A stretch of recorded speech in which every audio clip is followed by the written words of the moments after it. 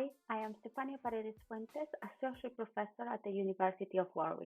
In this video, I share my experience using assessments to foster engagement and create learning communities. A pandemic might create many challenges that make more difficult for students to engage with their academic lives. With these things in mind, I aim to embed three key principles of inclusive learning environments in my teaching practice.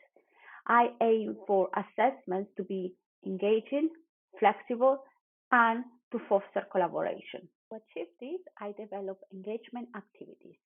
These were specific assessments aimed to stimulate in-term engagement with the subject and help students to feel part of the learning community. Let me give you some background on the module I implemented these activities in. These activities were first introduced in Economics of Money and Banking. This is a second-year optional undergraduate module that is taken by economics or joint degree with economics students. It runs over one term, that is approximately 10 weeks at Warwick. And this year we had around 110 students register into this module. These activities were worth 10% of the final mark. There was also a 40% for a group work and 50% is an individual 24 hours assessment. There were 6 activities in total on various topics that mirrored the topics covered during the course. This to ensure students' engagement with the material taught during the term. There was a variety within each activity. Students could create videos, podcasts, or write articles, and I also allowed students to design their own activity.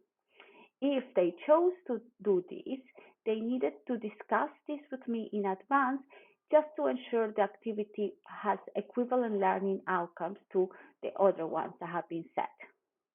There were various deadlines during term time, this to add flexibility to the assessment. Students have to work on these activities in groups of 4 or 5 students. I set up the groups based on students' time zones and the choice of activity preferences. Collaboration and working in groups was a learning outcome of this module, and most of students chose to work in groups even when they had the possibility to work individually. To make it feel less vague, let me show you some examples of the activities that I set this year. You can see that there is some choice and variety inbuilt on each activity in order to give the students some agency on how they wanted to fulfill the task. When creating assessments, sometimes we pay little attention to the settings. For instance, the availability and access to the resources that the students have to work on this assessment, what is needed to work on the assessment, and so on. In the online environment we were working last year, these aspects could not be ignored if we wanted students to have a fair chance to do well. In fact, a key part of the success of the engagement activities was how these were set up. Given that we use Microsoft Teams for teaching at Warwick, all the activities were set on Teams. The objective was to try to use this virtual space to replicate some of the interactions we will have in the physical classroom. For this, I set private channels for all the groups. And arguably, this was the most time-consuming aspect of this assessment, but it didn't take long. You can see here how the teams look for me as a lecturer. For the students will be able to see only the group that they belong to and, of course, the general channel. But these channels were not good just to set up the assessments, but actually they turned out to be very good to improve communication. I would argue that this is actually better communication that we have into the face-to-face environment. I could send messages to the students of a specific groups just asking about their progress or giving them feedback or about their submissions rather than sending general emails to everybody regarding these. Also allowed me to keep an eye on what was student progress, and students could ask me specific questions from these team channels without posting it in the general channel. Students made their submissions through Teams, and as mentioned, the private channels were really helpful to personalize communication. I could use this to communicate with specific groups about their progress. They could ask me questions, and I could follow up with them regarding their achievements. This was actually an improvement from the face-to-face settings when large cohorts don't allow us to have a more personal communication with our students. And in fact, this really helps us to create this learning environment in which the students ask questions, share with their other friends, and create these engaging and informal settings of communication with their lecturer. Students also use the channel to work on their various projects and to exchange messages with their teammates about progress, organize meetings, and I was very happy to see the level of engagement going on in these channels.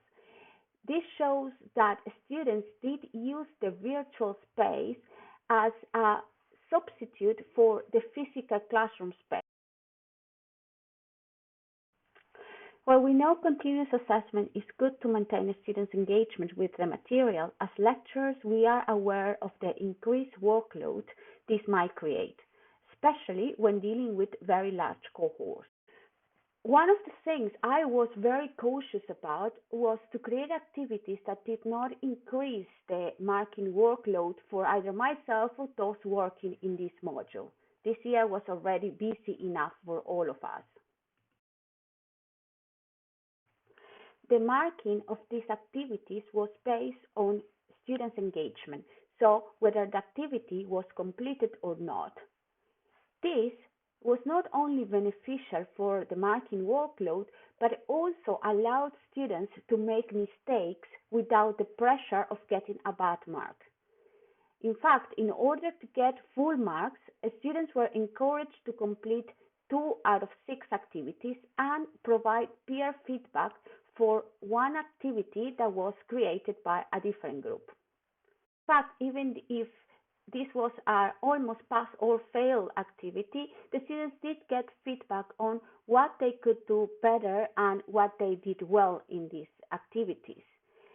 Peer feedback, in fact, really helped to maintain a normal workload for staff, but also to keep students engaged, as in order to provide feedback, they themselves should be engaged with the particular topic.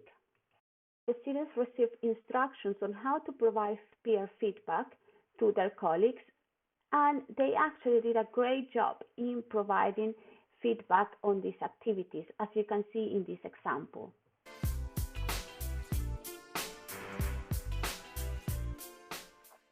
While there were strong incentives for students to submit the required activities, students could still opt to submit, for instance, only one activity.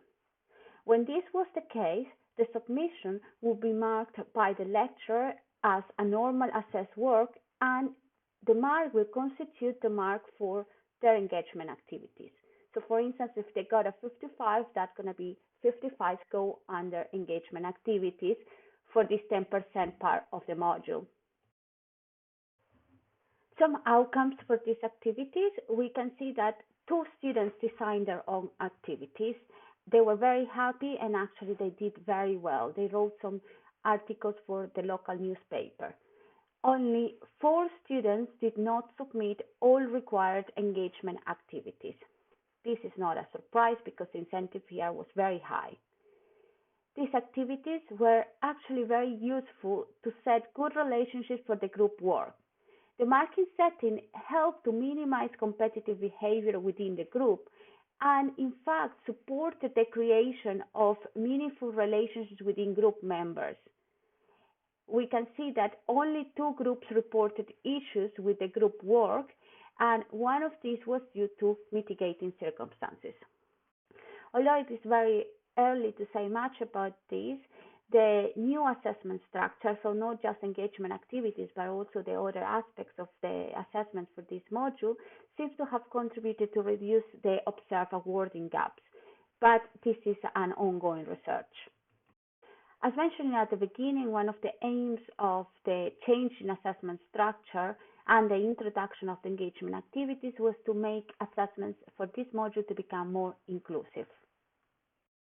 Trying to link some of the initial outcomes of the new assessment structure to what is the literature on inclusive assessments, we can see that we have an increase in students' agency. Students could select deadlines, could design their own assessments, but also could play to their strengths. Even within the assessments that were assigned, there were some choice, and in fact, there was a variety of assessments.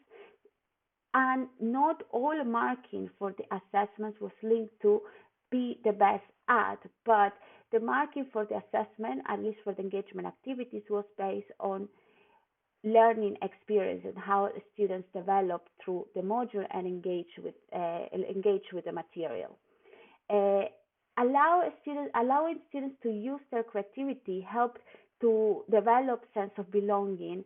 And in fact, you are going to see in a second some of the students' feedback on this.